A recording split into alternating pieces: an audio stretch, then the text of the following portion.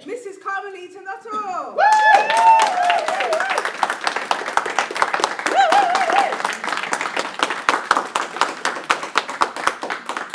If you find me getting excited and I throw this phone on the floor, you know it's Andrew's phone, number one, not mine. And number two, you know it's my excitement, not Andrew's phone.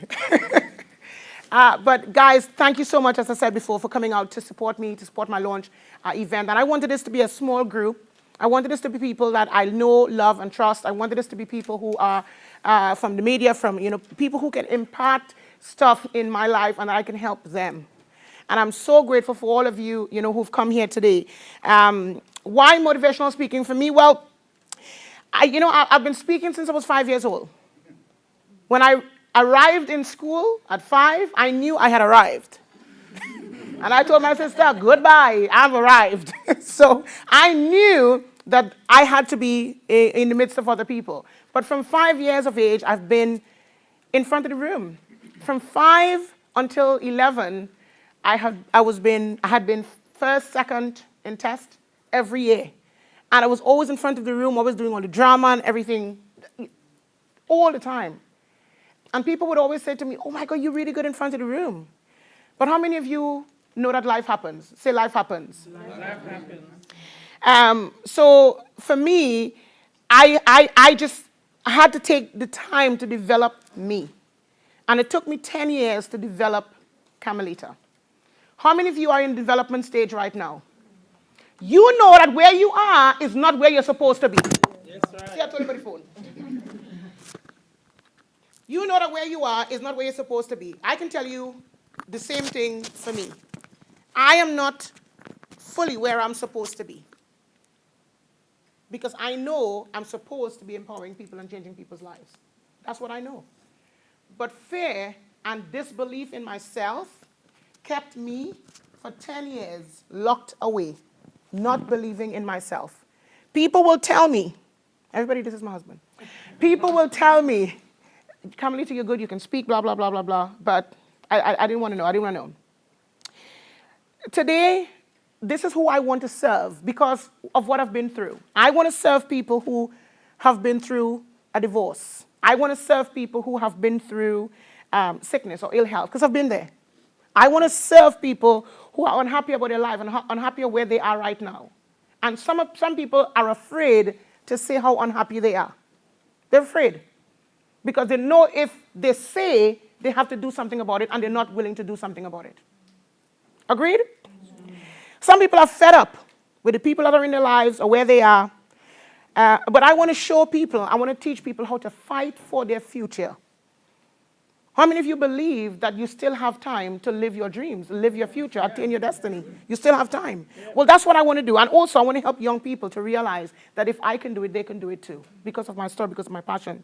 But I also want to help businesses and motivate businesses to get the best out of themselves and their business. And I want to help people in university to find not just, the reason why you're in uni, because I was in uni. I was studying law. But that wasn't my destiny. It was what my mother or my friends said I should do. How many of you are there? I want to ask you a couple of questions. And this is, for me, what I live for. What I live for today. When I was younger, I used to wonder, what if? What if I just took the plunge? What if I just got off and got it done? I always wondered, what if? But because I didn't have the right people around me, nothing happened. I know you are where you are right now because you don't have the right people around you. End of story. Because if you had the right people around you, remember, there are 2 ways in which you can change yourself. We know the books you read, the tapes you listen to, the people you associate with, right? We know that, yeah? Your environment. That is key. And if your environment changes, I promise you, your bank balance will change, your life will change as a whole. And that is what most people don't have. I want to challenge every single person in here today to realize their destiny. And I'll talk a lot about that because of what I've been through.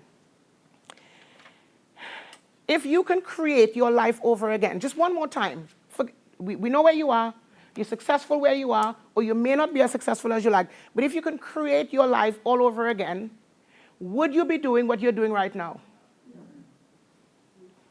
No. So what does that tell you? It tells you that you're not living out your destiny. That is what that tells you. And that is what it told me for a number of years. So I want to ask you a couple of questions. So questions. Are you truly living out your destiny? Yes or no? Yes. Who can say yes and who can say no? I can say yes. One person, two people, three people. How many people say no? Hand up high. You know you're not fully living out your destiny. Okay. How many of you don't know what your destiny is? You don't fully know. Hand up if you don't fully know. Fully. Okay. How many of you are afraid because of what other people will say if you decide to live out your destiny? I'm telling you this because I was there, and I'll explain to you why I'm saying that. How many of you, because of people and situations and your past, why you're afraid to even think about your destiny? Last question. How many of you have given up? Or you think it's too hard to live out your destiny? Anybody? Because you see, there are a lot of people walking around and they've given up because they think it's too hard. Because it's hard to live your destiny. It's hard. It ain't easy. Otherwise, 95% of people on the planet will be doing exactly what they want to be doing and not be broke or dead broke. That's just the reality, whether you like it or not. When I look at my family, when I look at my past, when I look at all of those things, I look at my own life, and I want to share with you some of the things. I want to say to you first, don't change your destiny. Just change your vision. And I want to talk to you about your daily vision, because that is what is impaired. My daily vision was impaired for years, and I'll explain to you why my daily vision was impaired as well. You see, my goal today is to inspire you to live out your destiny by teaching you the success principles I've used to create residual income, build 3 successful businesses, and live a life I could have only dreamed about when I was 5 years old, when I knew that I was poor. Are you ready? Yeah. Okay. This is what I want to do for you. I want to help you believe in yourself more. How many of you could do it believing in yourself just a little bit more?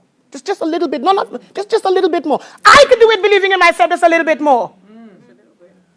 Show you how to fight through life despite what comes your way. Because I have had to fight to be where I am today. Become bulletproof when challenges come your way. How many of you know you need to be bulletproof? Stuff's going to come. I will share with you what happened to me just this 1 week launching this event. You know what I'm talking about, Richard. You know what I'm talking about, Monita. We talked almost every day. Did you know that this week I had to become bulletproof just to be here? I want to help you. I want to ask how. I want to teach you how to ask for what you want. There's a quote that says we have not because we ask not. There's a reason for that, because we don't ask. Some of us were too proud to ask. I'm sorry, but I want to be where I know God has called me to be, and I'm going to ask my way to success. I don't know about you, but I'm going to ask my way to success. I want to help you to stop living for money, which is what I did, and tangible success only, but to start living for purpose and destiny. But also, I want to help you to do not what's expected, but what is right. How many of you here now are doing what's expected and not what you know is right? It's thought-provoking, because today is not hurrah. Today is for you to really think about your destiny and to become bulletproof in the process. So this is true. Statistics show that 95% of people never attain or live out their God-given talents and abilities because of fear or past failures. 95%. Are you in the 5% or are you in the 95%? Are you in the 5 or are you in the... Don't lie. Are you in the 5 or the 95? Because right now, I know I'm not in the 5 yet. I know that. But I am on my way to the 5. I'm on my way. I'm being real. Most people are happily going along with life, not knowing how or why they are here. Do you know why you are here? Do you know why you were put on this planet? Do you know why? Seriously, do you know why? Or you're just going along because you had a mother and you had a father and you went to a particular school and you got friends in that school and you came out and you got a job and you got friends on that job and you found a husband and he gone and you found a wife and she's no good. Do you really know why? Guys, I'm telling you. Let me share with you my story. And in sharing my story, I want to share with you the success principles that I've used over the past, well, I would say from 5 to 30. And then from 30 to 40, because I'm 40 now. And I'm proud to say it. Okay? I want to share with you that journey that I have had to go through. And I want you to pick up the success principles I'm using as I go along and write it down because those things will change your life if you allow it, and it will help you to attain your destiny. When I was 5, the only thing I wanted to do was to learn so I could make money and talk in front of everybody. That's all I wanted to do at 5. Put me in front of the room and I am ready to go. And my teachers knew that. When I see my teachers now, when I go to Trinidad, all they could remember me is being in front of the room. But we had no money. We were very poor. I remember sleeping on the floor. I remember going to school with no shoes. There was no Christmas presents because we had no money. And my mother would take us, from 9 years, mother would take us in the coffee field. And we had to go and pull coffee down just so that we can eat. And I had no choice. And I remember carrying water cans in my hand up the hill to take it home, to wash and cook and do all of that. That's where I came from. So by the time, and I was bright in school, I wanted to learn. I wanted to be, I wanted something more. I knew I wanted more. Watch TV. I used to watch Dallas and Dynasty. Any of you remember those? Okay, I'm talking my age now. And I used to see JR and Bobby and Sue Ellen. You remember those names? Yes. And young people, you ain't got a clue. And I used to watch those people with money. Oh my God, the jewelry and the cars and the houses. And I used to sit there on a black and white TV. I used to sit there, so I couldn't even see the color. And I used to watch them, and I used to say, I want to live like that. I want to have what they have. I want to live how they live. I want to travel how they traveled. I didn't know how. I just know that I wanted to do that. So I knew that my way, listening to my mother, she said, Camilita, the only way you're going to have what you want is my mother saying that. My mother has no education. She doesn't know how to read and write.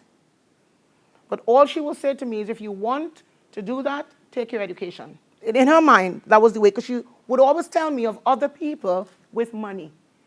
This neighbor has money. That person has money. This one has got money.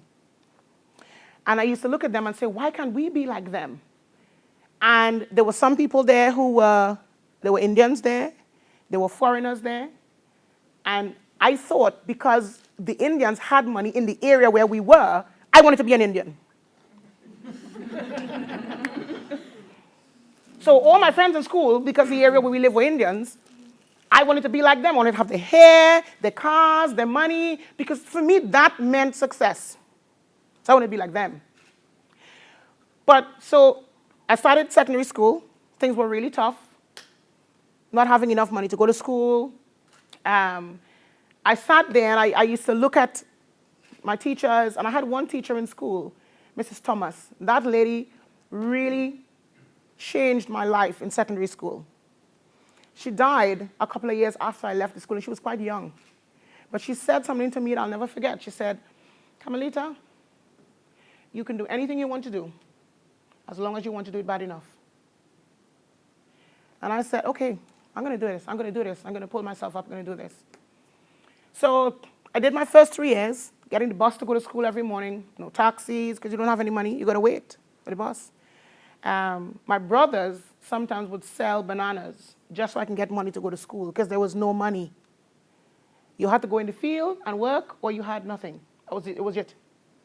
I remember there was a defining moment in my life one Christmas, and I made the decision that I'm never going to be poor. There was one Christmas my father had resigned his job, and Christmas came around. Everybody had toys, friends next door, the neighbors next door. Remember, they were Indians. So they had all the toys and all the stuff making noise. And my father gave me and my sister 50p, $5, and said, go to the shop and buy yourselves a Christmas present. And we bought a pack of biscuit.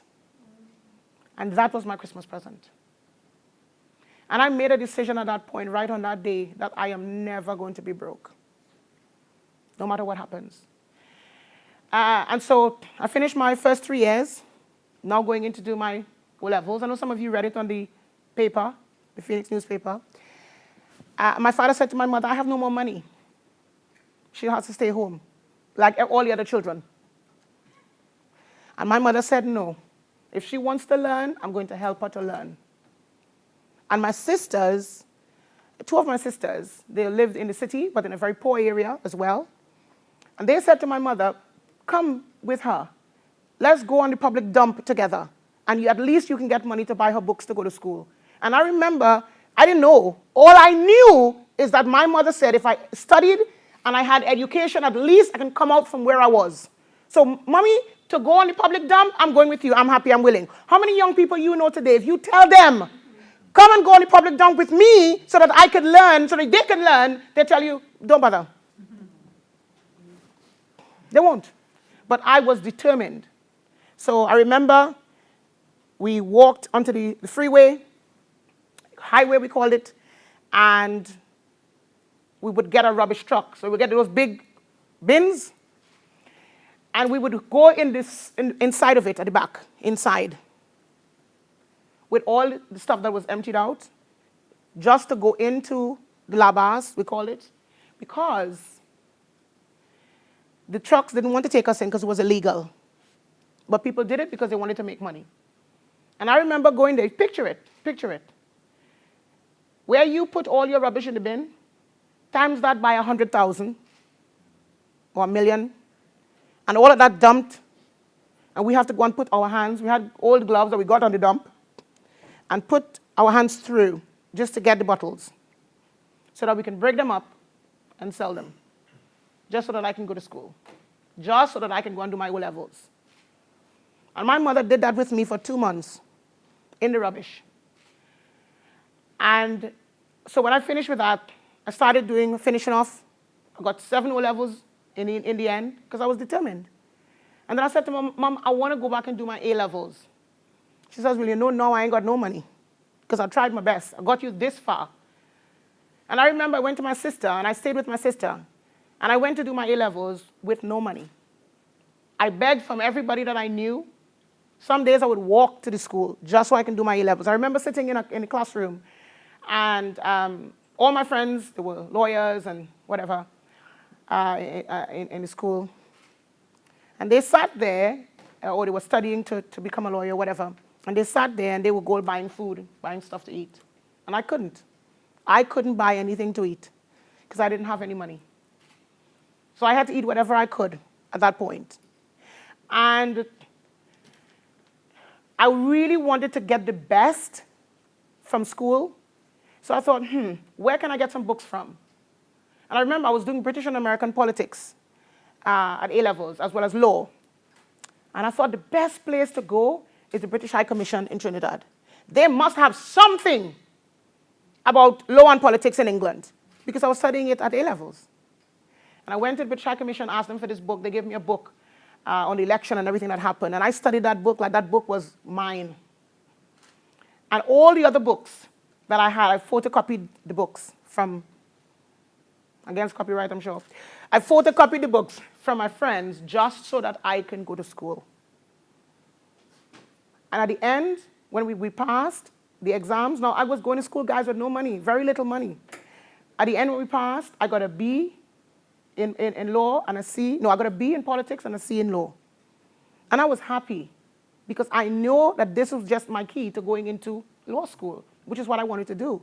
Because in my mind, if I became a lawyer, I would be free. How many of you know that's not true?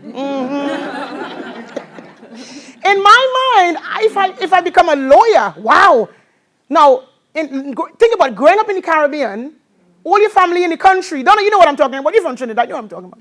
All your family poor, and you're the only one in the family, and I'm the last of 11 children. So I had to become the lawyer because I had to help all my brothers in the mother prison.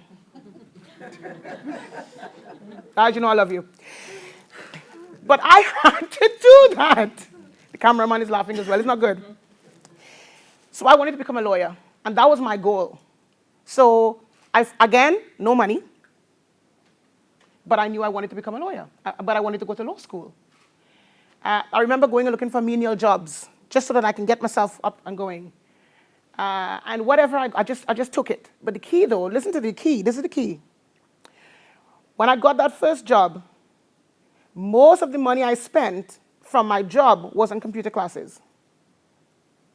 I didn't just take the money and thought, okay, I have money now. I invested the money into something else for my brain to learn and grow even more. The money that you've got right now, are you investing that money into your brain so that you could learn and grow even more? Or are you just using that money to buy stuff? Liabilities, they call it. You heard the word lie in front of it? Liabilities. That's what I had to do. I did it. And I said I'm going to master the computer, because if I can do it, at least I'll put myself above the rest. Because, look, think about it. If you are not, or you think you're not, or you don't have as much as someone else, do you think you need to do more than that person to get more? If you don't have all of what you should have, and that person is ahead of you anyway. Remember, my friends were Indians. They had money. I love them. My best friend in Trinidad is an Indian girl. It's amazing. While I was doing the bottles, hustling the bottles on the dump, her father told her the exact same thing. You got to stop. You can't go to school anymore. And that girl, Chandra, my best friend in Trinidad up to now, I told my mother she's going to go to school. And I said to my mother, no, I'm going to give her, when I sell the bottles, I'm going to give her half of what I buy. So she got a skirt, and she got a shirt, and she got stuff for mine. Because she was going to, today, she's a police officer and growing extremely well in Trinidad. We're still best of friends. How many of you know you should help somebody along the way? Even if things are hard for you, you help someone along the way. Because now, when I go to Trinidad, if I need anything, she can help me. So, again, finished A-levels, wanting to get into law school. Money was tight. Didn't know how I was going to do it. I remember I found a menial job. Menial job was okay. And, but I wanted more. I wanted more, I wanted more, I wanted more, I wanted more. How many of you know you want more? Are you doing anything about the fact that you want more? I know you want more. You look like you want more. You're here because you want more. What are you doing about the more that you want? I had no choice, myself personally, no choice, because I wanted more. So, found this job, paid okay, studied, spent it learning. But then I started doing community work, because I started helping children who were just like me in a poor area, even though I didn't have much myself.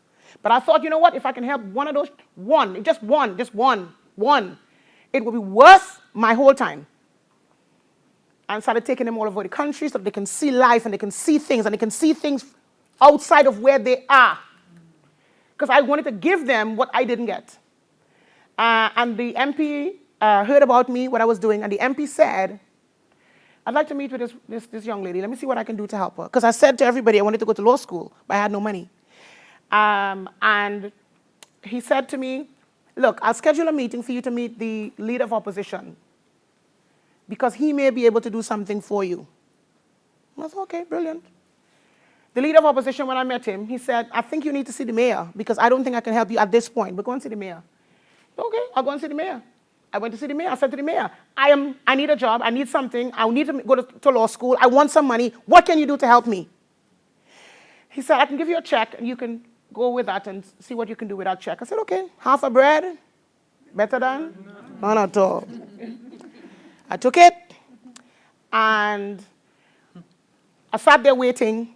While I was waiting, this gentleman came in, posh, really nice, in the mayor's office. So I looked at his badge, couldn't see it properly. So the mayor went out, and he came back in. And he said, you want a job? You need to come and see this man right now. How many of you know that you've got to get ready? And you've got to be ready for whatever will come your way, but you've got to be ready. How many of you know that you've got to be ready? You've got to be ready. You've got to be ready. You've got to be ready. When that guy came out, when the mayor came out, he said, come and see this gentleman in here, because this guy may be able to help you. When I went into the office, I looked at him. He gave me his business card, looked at the business card, CEO of TSTT. You know what I'm talking about. I thought, what? This company is the top paying company in the country. I said, here's my resume. Take it one time. I have it, please. So take it. Because I was prepared and I was ready. He said, okay, I'll have it. No problem. And he said, I'll call you when I get back to the office. I thought, you know what? I'm sorry. I'm not waiting for you to call me because I need it. How many of you are waiting for someone to come into your life or to call you to get to where you need to be? How many of you right now, you're waiting or you're praying, God send down bread? Manna was back then. You got to work now. You're waiting for somebody to come. I went after it. And he said, okay, somebody will call you. I thought, okay, yeah, I'm calling you. I called him right the same evening. I wasn't waiting. He didn't even have a chance to give it to anybody else. I gave him, I called. Is Camilita here? I'm calling you about the job. Remember I gave you my resume? He said, but you haven't even given me a chance to do anything with it. I said, I'm really hungry. I really need this job. So then he said, okay, no problem. Somebody will call you. And the next day, a lady called. Lovely lady. Christian lady. Beautiful person. She said, he gave me your resume. Don't worry. We will call you. Now, while I was doing that, remember I was in this menial job? Let me give you another tip. Don't let anyone make you feel less than who you are. This guy in this particular job made me feel like if I was nothing because he knew that I needed that job. And the minute he said something to me, that I realized that this guy, one, he doesn't believe in me. Two, that this gentleman has no respect for me. The minute that the CEO of that company got my resume, I told the other one where to go and find it. Goodbye. And I sat at home for 2 months waiting for that job because I know that job was my ticket to freedom. How many of you know that there is something in your life right now that you could be doing or should be doing that is your ticket to freedom, but you're not doing it? Yeah. Absolutely. You're not doing it. You're not doing it. Why? Fear? Discomfort? You're not doing it. So,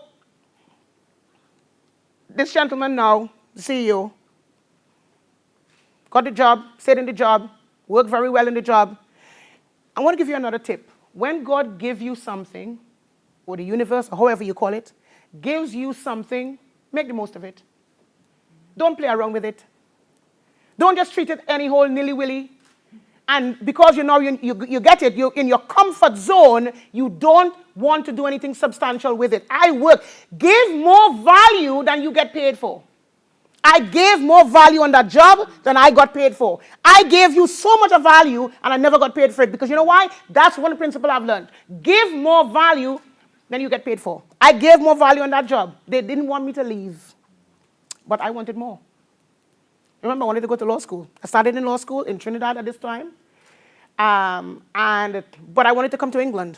Because my friend said, you can go to England and study law. And you can get a visa and you can do this and you can do that. So I believed her because I wanted to come. This is the place to study law. Hello? England is the place. When you're in the Caribbean, you want to come to England. Forget the weather.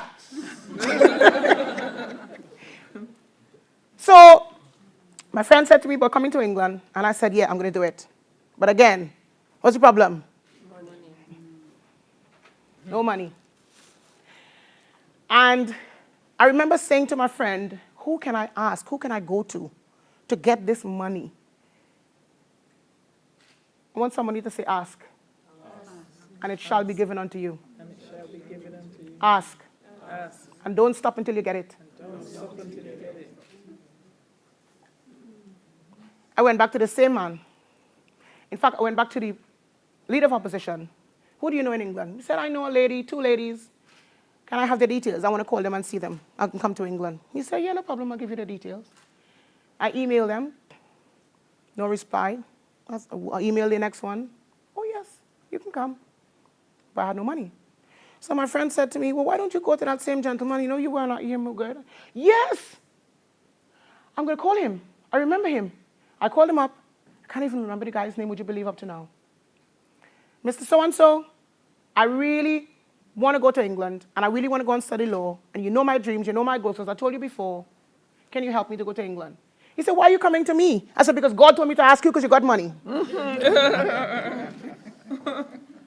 I knew that this guy would have been my ticket. And he said, okay, come down to the office and meet me, and I'll give it to you. And that guy gave me £1,000 cash in my hand and said, go to England. Wow. And when you go, help someone else. Amen. I never saw that man again. Pass it on.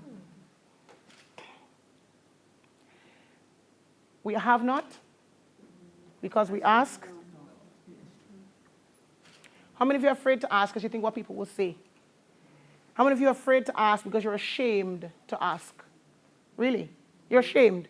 You're thinking, oh, when you're a child, you asked your parents until you got it. If you wanted that ice cream, you didn't care how big that ice cream was. You didn't care how cold that ice cream was. But you asked for that ice cream, and you would scream, and you would shout, and you would carry on until you got that ice cream. But when we get older, oh, we don't want to do that anymore. We don't want to ask. I don't want to ask anybody. I don't want anybody thinking I'm poor and I'm asking. I don't want to beg no one. I'm sorry, but I beg in.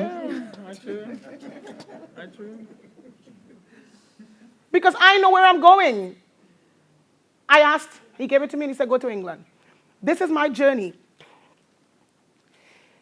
I decided, okay, all right. The lady that said I can come, I came, stayed with her. Didn't know this lady from Adam.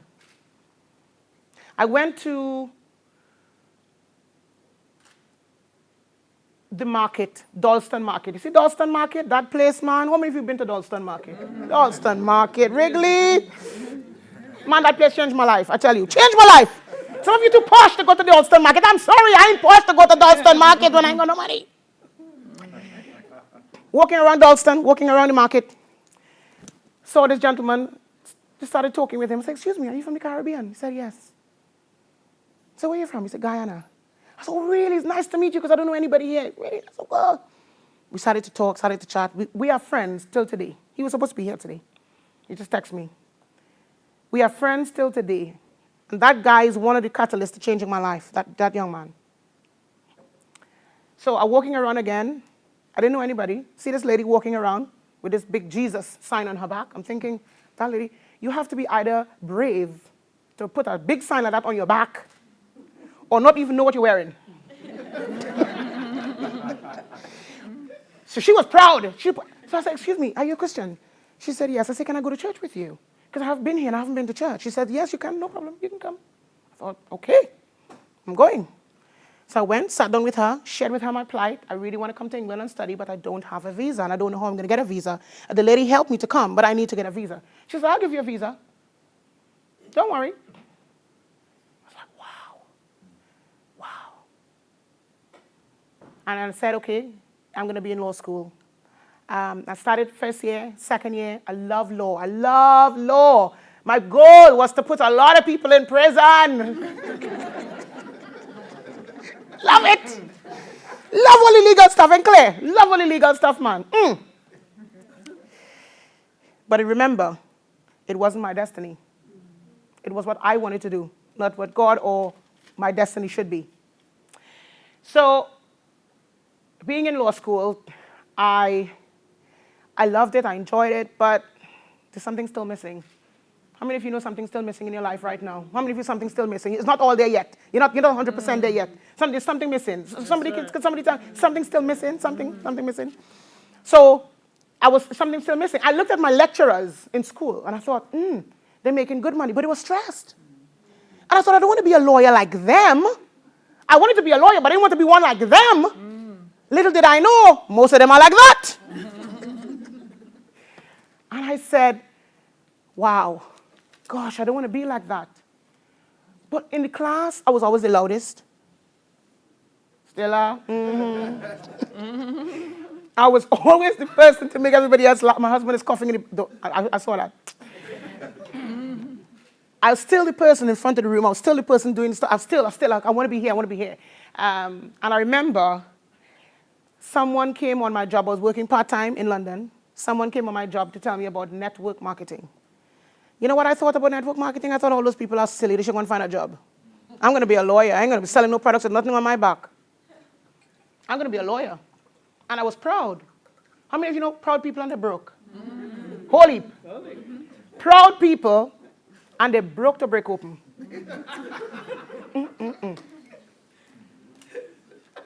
Some of you got some of them at home. Don't tell them I said so. They're proud, but they're broke to break open. I was proud. I'm in law school. I'm going to be an international criminal lawyer. Yeah? But I was broke. But I tell you something. While in law school, I was invited to a network marketing business. I didn't want to know because I wanted to stay in law school. And this lady invited me to this same room on the 23rd of October, 2003. Never forget the day. I didn't want to go. I did not want to go. How many of you, you know something good, but you don't want to go because your comfort zone is saying, I hear somebody laughing in the back. I ain't calling any names. You know who I'm talking about. You know you're supposed to be somewhere, but you don't want to go because you like your comfort zone, the broke zone. That's the broke zone. That's the broke that zone. That broke zone. You like it? It's warm in there. Broke, but warm. And I was broke, student, no money, or very little. And this lady said, come along to this meeting and see the opportunity to change your life. And wow, I thought, yeah, I'm going to go. Yes, how many of you here have an opportunity and you think, yes, I'm going to go, and then something took you out of it, and you said, no, I'm not going anymore. You're laughing. Don't laugh. No, I'm not going to go. You know you should go, but no, I don't want to go. So, because remember, I had status. Stay in law school because at least that half safe. This half, I ain't got a clue about business and network. I ain't got a clue. That half is safe. I'm going to stay there. But I didn't want to be like my teachers, my lecturers. He invited me. My boss at the time was my pastor. My boss said to me, I said to my boss, look, I'm not going anymore. I ain't going to bother with them selling products business. I'm not going. My boss said, go. You got nothing to lose. Don't let the lady come and you don't go. Go. I said, okay, I'll go. I came to that room, 24th of October, 2003, that room next door, changed my life forever. Changed my life forever. Why? Because I was now going into my destiny. And I remember meeting people in the room. And these people had money. These people were free. These people didn't look stressed. They didn't have a degree. They weren't studying to go to law school. These people were normal, ordinary people, and they were millionaires. And I thought, well, holy phone, if they could do it, so can I. And right in that room, I made the decision to give up my job, give up law school, change my life. I didn't tell my mother. Hell no. I didn't tell my friends because they'll think I'm crazy. But I made the decision there to change my life and give up law school. And I felt liberated. Confused, but liberated. How many of you right now, you know what you should be doing or could be doing, but you're confused as to how? Hand up if you are, if that's you. I am there right now, still, because I'm not in the 5% fully yet. I'm going towards the 5%, yeah? But that is what has happened to me up to that point. And going into network marketing, it really understood about me. I understood about people. And guys, listen, if you want to learn to be a speaker and a coach and a mentor, and whatever you want to do, you got to learn. You have to learn how to communicate and how to sell. Most people, they got a nice product, but they don't know how to sell. There's a book that I read, which is my husband recommended it, Zig Ziglar's Secrets of Closing the Sale. I read that book cover to cover so I could learn how to sell. And when I read that book and learned how to sell, in that company, Andrew and I were one of the top leaders in the UK and in Europe. Because I went out and I sold my way to success. But I want to share with you after the break what exactly I did and what you need to do to get in line with your destiny. Because your daily vision needs to change if you want to get to your destiny. Your daily vision. I'm not talking about you hear and you hurrah and you feel good and you feel as if, wow, I can go home and yes, this is my destiny. No. What you do from today will determine your destiny. What you do from today, who you communicate with before you leave, who you connect with before you leave will determine your destiny. From today. You know, a couple of people talked about time, the power of time. Time is crucial, guys. Time is crucial. And you need to know this. You need to understand this. It will help you if you utilize time right. I utilize time. I work like a dog. My goal in working like a dog was to go back and help my mother. I wanted to make sure that my mother, remember I left Trinidad, she had nothing. She had a latrine. For those of you who know what that is. Toilet, they call it. You heard it here first. Toilet. And I remember being here in England, starting in this company, doing very well, and thinking my mother is at home and she's going in the latrine. I couldn't deal with that. My first goal, somebody say goals. I'll talk about goals after the break. My first goal was to make sure that my mother was secure, that my mother had a good house, she wasn't going up the hill anymore, and that her house was comfortable and she was comfortable. That was my first goal. But I worked, and I worked like a dog for that goal. Are you willing to work hard for your goals? Are you willing to work hard for your destiny? Okay. I want to share a couple of things with you. You see, people of mediocre ability sometimes achieve outstanding success because they don't know when to quit. Most men succeed because they are determined to win. Are you determined? Okay, let's do some thought-provoking stuff now before we go on to anything more. I want everybody to close their eyes. Close your eyes, nobody's going to your bag. Close your eyes. Nobody's going to your pocket, nobody's going to your bag. Close your eyes. Close your eyes. And I want you to think you have got a year to leave your mark on this planet. 1 year to leave your mark on someone else's life, or 1 year to leave your mark on this planet. What is the one thing you will do for that year? I am not talking about travel, because some of you, I know you're going to do that anyway. I'm talking about the one thing that you're going to do to leave a mark on this planet. What is that one thing? I want everybody to write it down. Write down that one thing you're going to do. Not travel. The one thing that you want to do so that when you leave, people can say, Petra was here. Kathy was here. Malcolm was here. Yuri was here. Donna was here. Asrafia was here.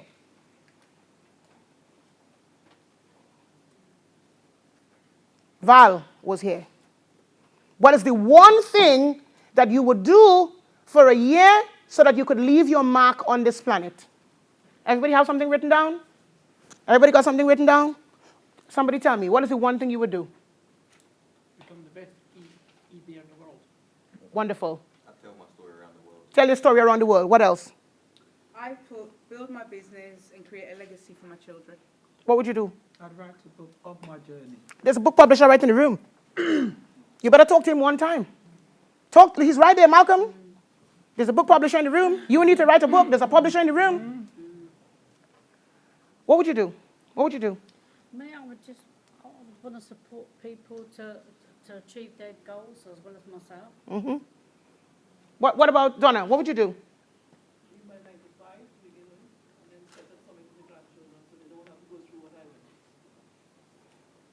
Rosemary. I guess I can apply myself and work on my dreams, which is going to help everybody else. What exactly is that dream? I want you to define it. Because some of you are being very vague. You're not going to go home until you do. So you might as well do it. What is that one, Val? Yeah, to become a top empowerment motivational speaker, author, and also to set up an academy teaching personal development. Wow. Very specific. She knows exactly what she's going to do for that year. Wilf. Wilf. I'm still thinking about it. I'm still thinking about it. Chantal? Work on my personal development. You'll do that for a whole year before you die? Really? So what else would you do? What would be the one thing that would leave a legacy or leave your name somewhere that people can say she was here? She was here. Do you see what I'm saying to you? If you cannot define that, you will go through the next 20, 30 years of your life doing things that will make you money or doing things that may make you feel good, but it will not be in line with your destiny, whether you like it or not. Yeah? Make sure my church has their own building bought and paid for. Church has their own building bought and paid for.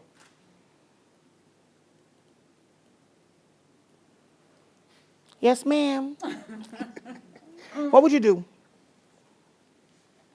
See, I'm still thinking about it too, but what I really want to do is to really unleash people's expertise. Because a lot of time people don't know what they're good at doing, and I'm finding that I'm very good at pulling out your gift and showing them how to apply it in their business. How many of you are too scared to even put it down? Because in your mind you're thinking, I don't even know how I'm going to do it. You're scared. Yuri. Because you don't know how you're going to do it. Forget the how. You're not going to die in a year. You're not going to die in a year. Come on. But you've got to define exactly what you want to do with your life. If you don't define exactly what you want to do with your life, I promise you, the people that are in the 95% are people who just live life and they just go life like this. It happened this year, it may happen, next year it may happen. And they live hoping and praying and dreaming that it will happen for them. How many of you dreaming? Time to wake up. Time to wake up and live your destiny. You may have a business. That may be your destiny. You may want to open a floral shop. That may be your destiny. You've got to remember, guys, it is not all about being rich. It's about being significant. So you might think that it's all about having a lot of money. It's not just about having a lot of money. It's about having significance in your life. So for those of you who didn't write anything down, I'm going to give you another couple of seconds. Think about what you want to do really. If you had, you know what, if I had 1 year to live my life, all I would be doing is what I'm doing right now. Even if I'm not being paid for it, I will still do it. Even if I'm not being paid for it. You know why? Because this is what I want to do. This is in my heart. This is my destiny. What is the one thing that you will do no matter what happens without being paid? What is it? You're not paid, but you love it no matter what. What is that? What is that? What is that? What is that? What is that? What is that?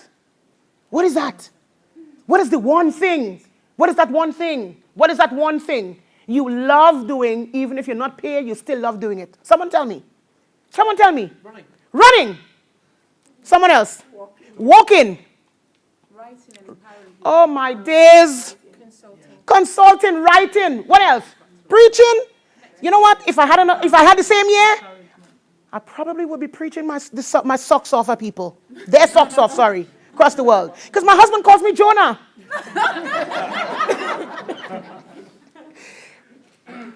I probably would be preaching. I probably would do that for a year. I probably would be doing that within a Christian realm or within an empowerment realm to help people change their lives. So do you see why now you've got to find, do you see why now you've got to find your destiny? You've got to find out exactly why you're here. 95% of the people go with the crowd. 5% decide to go against the crowd. And find out exactly why they're here. Alan talked about it before. Your gifts, your talents, your abilities. That is what is going to make you free. What are your gifts? We all have them. What are your talents? We all have them. What are your abilities? We all have them. Are you using them? Or are you waiting for something to happen? We visited Mexico last month. Sitting in that room with all these cancer patients. Oh my God, these people so empowering, changed my life. This one lady, she looked at me, white lady, beautiful girl. Oh, lovely, MJ. MJ, hope you're listening. MJ said to me, Camilita, I work with Pfizer, and I did very well. I traveled the globe. I did all sorts of stuff. You know what she said? She said, she said, it's good to be ambitious, Camilita. It's good. She said, but don't lose yourself in it. She lost herself in what she was doing. Have you lost yourself in your day job, in your ministerial work, in doing something that is not in line with your destiny? Have you lost your vision? You lost your way. I lost my way for a long time because I was doing things that people wanted me to do or that they told me I should be doing. And how does it feel when you know what you should be doing and you know there are people around you that like what you're doing, but you know that is not what you should be doing, but you don't want to leave from what you're doing because you're afraid of what they're going to say and how the world will react towards you? Isn't this all towards a comfort zone? The whole thing. And if you step out the comfort zone every day, you get used to it. Exactly. Exactly. And I had to do that. And I had to do that. You know, ask me the question. Camilita, how many times do you do that? Ask me. How many times do you do this? Every single day. Not when it feels good, but every single day. Guys, pain will come. People around you will try to discourage you if you want to live out your destiny. I promise you. And the ones that are closest to you are the ones that's going to hit you the most. They are going to dagger you the most. They're going to bring you down the most. They're going to make you feel like crap the most. Those are the people who are going to tell you you ain't worth it, you can't do it. Give up. You might as well just give up and just stop wasting all this time. Who are they to tell you about your time? Fulfilling your destiny. If they choose to live how they choose to live, why should you let them control you? I made a decision a couple of years ago. Nobody's going to control me anymore. Nobody's going to control my mindset. Nobody's going to control my belief. I am not going to allow people to control me anymore. Because they're doing it for their own gain, not for yours. But I promise you, if something happens and you can't pay your bills, you can't eat, yeah, and you can't do this and you can't do that, are they coming to help you? Are they going to put their hand in their pocket to help you? 2 times you know your friends. When you're poor and when you're sick. When you're broke and when you're sick, you know who your friends are. I have few. Few. Andrew says you need 6 to carry a casket. I'm not going to die yet. When you're poor or when you're broke, when you're sick, those are the times you know your friends. My question to you is this. The people that are around you right now and over the past 5, 10 years of your life, are they empowering you to live your destiny, or are they keeping you where you are, or are they pulling you down? And I want you to tell me. The people that are around you, are they keeping you where you are they pulling you forward, or are they pulling you down? I don't tell them. Are they? You need, as my husband says, I keep saying my husband, he got some very empowering words. He says, you never walk away from a negative person. Never. You run!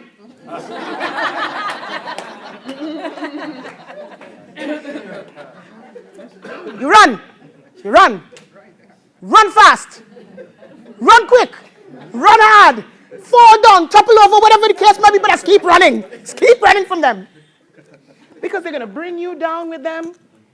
And you know what? They don't want to see you. They don't mind you're at the same level as they are. But they don't want to see you move a little bit higher than them. Because it shows them up. It shows up who they are. Are you going to allow people to change your destiny? No. Are you going to take a couple of minutes before or during the break and just define exactly what you want out of your life? Because I promise you, look at the last 5 years of your life. Look at it. Look at the last 5 years of your life. Did you achieve your destiny? Did you achieve all you wanted to achieve? You know what Andrew and I do every single year? Every year we sit down and we write out 10 blunders of the year before. At the end of the year, we write out the blunders for that year. What kept us back? What held us back? What we had to change in the next year? Or what we did wrong that year? Every single year we write it out. And we look at it and we say we're never going to do that again. What are the things over the past 5 years in your life why you are still where you are right now? And you're no closer to your destiny, or you're a little bit inch closer to your destiny. What are the things in the last 5 years of your life? Okay, let's bring it down. The last 3 years. For the people that are 23 in the room. We're not calling any names. The last 2 years of your life. The last 1 year of your life.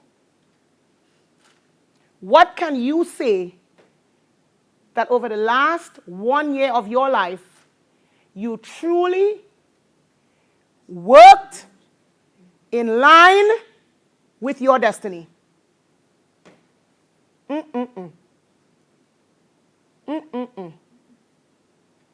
Or you had a lot of stuff that happened along the way that kind of shunt you back. You see, stuff will happen. Life happens. Deal with it. You're not coming here today? Let me tell you. I'm going to tell you after. Let me tell you now. Let me tell you now. From Sunday, I have challenges, Juanita knows, every single day. On Wednesday, I had everything on my computer ready for today, and my computer crashed. Man, I prayed on that computer like nobody's. I said, please, Lord, please, on the computer. I cried, all sorts. This is in the midst of all the turmoil. Juanita, you know what I'm talking about. Mm-hmm. And I went downstairs waiting for Andrew to take it to PC World. Not promoting PC World. And I just said, you know what, God? Computer is yours. I'm not bothered. And I put it on. Boom, the computer came on. I called Andrew. Honey, the computer's on. He said, back it up, quick. The computer. Back up the computer, quick. I ran upstairs and back up the computer so quick. And I was just downloading. I worked until late getting everything done. And then I started again on Thursday morning, getting everything done. I started on Thursday.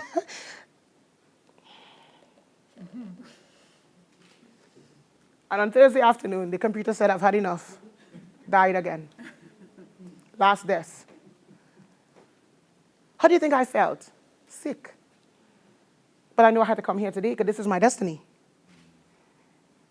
When I had my camera guy canceled, and look at life. When you are serious and you're in line with your destiny, things will work out. Wilf met Richard.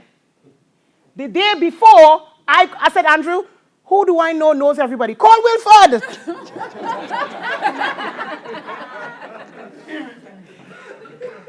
And Wilford met Richard the day before. for the first time. And Richard said, I'm gonna come. I'll come and help you guys. And it's amazing because he just came back from Africa and they stole all his equipment back from Africa. Stuff happens, but he was here. Stuff happens. Stuff will happen to you. What are you going to do about it? Are you going to stop? Guys, I'm going to show you after the break clearly how to define your vision on a daily basis so that you are not thrown off course. How many of you know when things happen, you're thrown off course? You're knocked a little bit, slightly. You got a hit. And you fall down and you're like, oh. You don't want to get up because you're thinking, why, Lord? Why me? Why now? Why ever? And you're knocked. Somebody didn't pay on time. Somebody didn't turn up on time. Stuff didn't come through on time. The client canceled. This happened, that happened. You lost your job. You got another job you didn't like, but you're there anyway. Stuff happens. How you deal with it will determine if you're going to live out your destiny. How you deal with it. Then I had a situation, one of the other speakers that was supposed to be here, there was a problem. And he couldn't be here. But I know that God is in control. So I called Juanita and I said, guess what? You're speaking in London on Saturday. Really? Me? I said, yes, you are. We work together. I know you're good. Let's go. How many of you enjoyed what she said? Yeah. Amazing, wasn't it? Amazing, amazing, amazing. But I'm telling you guys, things will happen. Things will happen in your life while you're on your way to your destiny. You've got to deal with that on a daily basis, not every week or every month, daily. Because some daily, every single day, you got to learn to deal with that. If you don't, you're going to be thrown off course for the rest of your life. And if you don't ask for help, that's what can happen to you.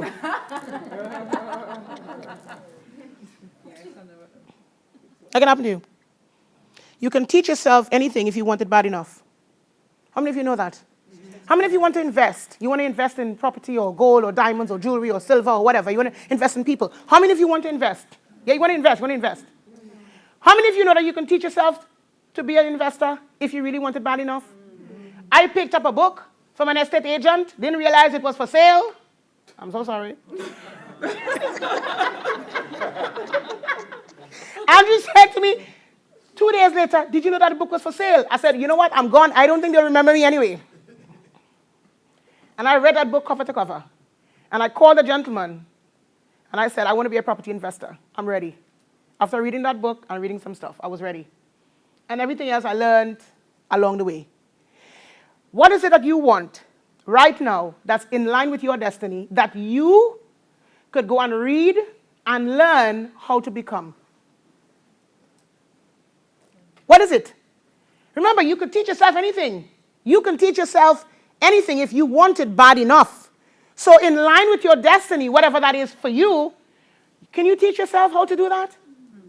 Can you read enough books until you become? Can you listen to enough tapes until you become? Can you attend enough seminars until you become? Can you have the right circle of people around you until you become?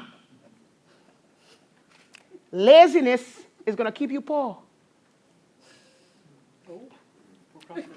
I'm telling you, laziness will keep you poor. We look at the rich and people like that and we say, look at them. It's okay for them. But most of them work 14 to 16 hours. 14 to 16 hour days. When Andrew and I was in the first network and then we were sorting out our property business, we used to work 14 to 16 hour days. We would come home to sleep for months. For weeks, we didn't see the living room. In the kitchen, upstairs, out the door. Weeks, because we were building our dream in line with our destiny. Daily.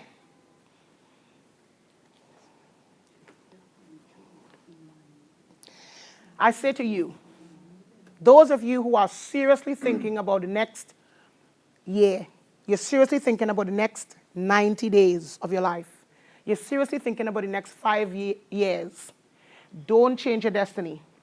Just change your vision. change your daily vision, and I'll talk about that after the break, how you can change your daily vision.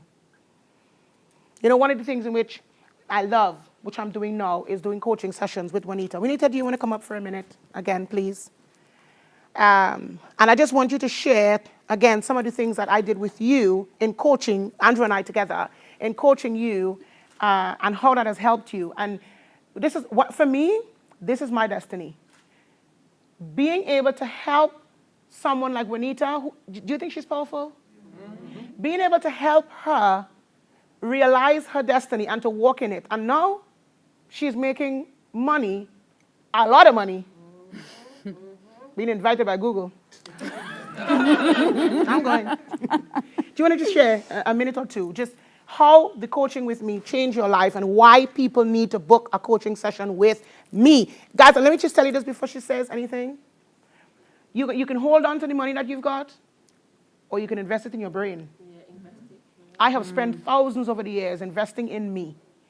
You invest in you so that you could earn more and grow more. And that's what I've done for years. Traveled all over the world, going to seminars because I know I needed to spend money on me. You're going to spend money for Christmas, a lot of it. You're going to spend money on book your next holiday. I want to encourage you to spend that money getting a coaching session with me so that your life can change like Juanita did. Share with us, Juanita. Okay, I've been self-employed since about 2000, since the year 2000. And I came from a place where I was making a lot of money. I had a business that had a huge turnover, and I was used to seeing 6 figures in my bank account all the time. But what I didn't have was financial education. So I had lots and lots of money at one point, and I bought Gucci bags and Louboutin shoes, and I looked the part, but the character wasn't ready for the place I was in. So I lost all my money, and I managed to take enough of it and build a business and publish a book. And it was a successful business up until a point. But again, when you haven't got clarity, and Camilita, you said something which said, build your dream in line with your destiny. The first dream I built and the first business I built wasn't in line with my destiny. It led me to where I am now. In fact, it led me to meeting you, so maybe that's not exactly true. But when Carmelita met me, my business wasn't doing so well. It was breaking even. But the business was breaking even, I wasn't. So I was in a position where I was broke. B-R-O-K-E. Broke zone. Broke zone. Yeah, I was in broke zone. I was in a business that a lot of people knew me for. It was called Diva Commandments, so you can't miss it. And a lot of people in Birmingham and Wolverhampton and other cities knew me for this business. So it was more a place of, if I turn around and step away from this business, if I sell this business, I was operating in a place of pride, a big place of pride. And I came across Camilita, and as I said, she explained how we met. And she was the first person that really stood in front of me and said, "You're broke." Now, you know, I'm a confident person. And I was so upset. And then when I got into the car, her and Andrew tag-teamed me, literally. But it was said in love. It was from a place of love. And sometimes when you hear stuff, you know, there's a lot of stuff on the internet everybody's hating and don't take any negative, whatever. But sometimes when somebody tells you something, it's not coming from a place of attack. It's coming from a place of love. So Carmelita and Andrew sat and had a good chat with me. I was in major rent arrears. I was facing eviction from my home and all sorts of stuff. And Carmelita and Andrew said to me, "You're broke and you need to do something about it." And Andrew said to me, I keep saying this, but this is what he said to me that changed my life. He said, "You're a theorist. You've got all the answers, but you don't have understanding. You can't apply it yet."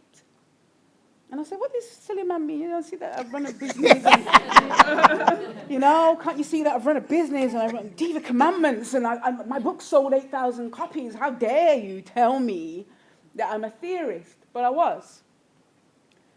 And I went home and I thought about it. And then I took out all my bills and all my stuff. And I looked at my husband at the time and said, "What are we going to do about this?" And he looked and said, "I don't know."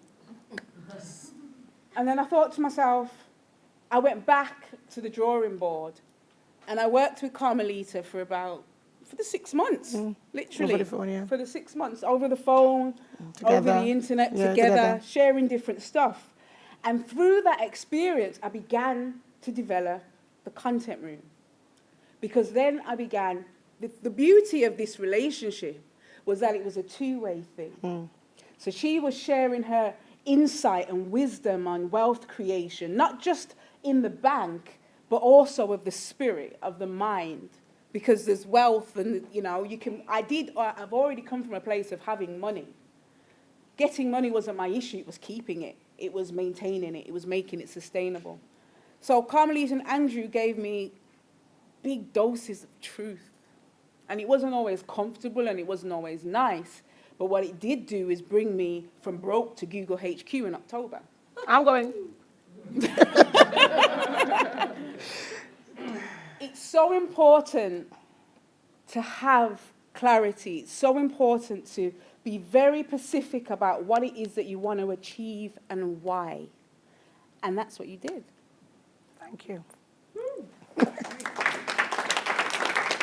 Guys, that's why you need coaching. That's why you need someone who can help you and develop you and teach you and train you. And you know what coaching costs? And my services will not be for free. But I tell you, when I'm done with you, do you want to have the success that she's got? She's got a whole heap of money in the bank, I know. Do you want the success that she's got? Then you need some coaching. You need some coaching to take you from where you are to where you want to be and to realize your destiny and to live and work in your destiny and also to generate an income from your destiny. And a lot of it if you do it right. So we can have a short break now. I'd like to get a couple of people who just, how many of you enjoyed the first half so far? Yeah. Was it thought-provoking? Did it kind of define who you are and what you should be doing with your life and not just going through the motions?